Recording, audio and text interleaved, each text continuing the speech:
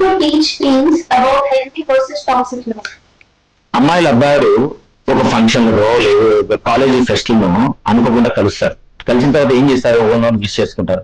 ఆ తర్వాత ఏం చేసుకుంటారు, నంబర్ ఎక్స్చేంజ్ చేసుకుంటారు. ఆ తర్వాత ఏం చేస్తారు, ఇన్స్టా ఎఫ్బి అకౌంట్స్ చేంజ్ చేసుకుంటారు. చేసుకున్న తర్వాత ఏం చేస్తారు, పొద్దున్న లేచేసి రాత్రి పడుకునేంత వరకు గుడ్ మార్నింగ్ గుడ్ ఈవినింగ్ ఇంట్రెస్ట్లు అన్ని షేర్ చేసుకుంటూ ఉంటారు.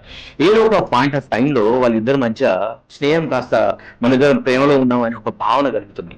కలిగిన తర్వాత ఆ ప్రేమ హెల్దీ రిలేషన్షిప్ లో ఉందా లేదా టాక్సిక్ రిలేషన్షిప్ లో ఉందా అనేది తెలుసుకోవడం చాలా చాలా అవసరం. లేకుంటే ఏం జరుగుతుంది, ఒక రీసెంట్ గా అబ్బాయి వచ్చాడు. అబ్బాయి అమ్మాయిని తన ఇష్టమైన బేస్ లో వేసుకోవాలి, ఎక్కడ పోయినా లొకేషన్ చేంజ్ చేయాలి, ఎవరితో మాట్లాడాలి ఈయన డిసైడ్ చేస్తాడు, ఆ రోజు ఏం తీరాలో వీడియో డిసైడ్ చేస్తాడు.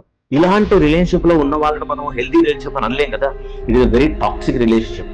డియర్ టీనేజర్స్, మీ రిలేషన్షిప్ లో కూడా నీ నడవడిని, నీ చేష్టల్ని, నీ ఇంట్రెస్ట్లని, నువ్వు ఎవరితో మాట్లాడాలి అన్ని స్వేచ్ఛను హరించి వేసే కండిషన్స్ ఎవరి దగ్గర నుంచి వచ్చినా అది టాక్సిక్ రిలేషన్షిప్, హెల్దీ రిలేషన్షిప్ కాదు.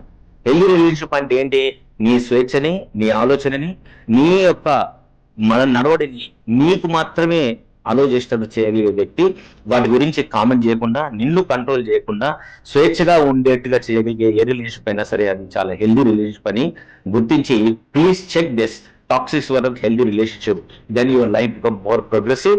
Not only progressive, it become very productive as far as your professional life and into your personal life.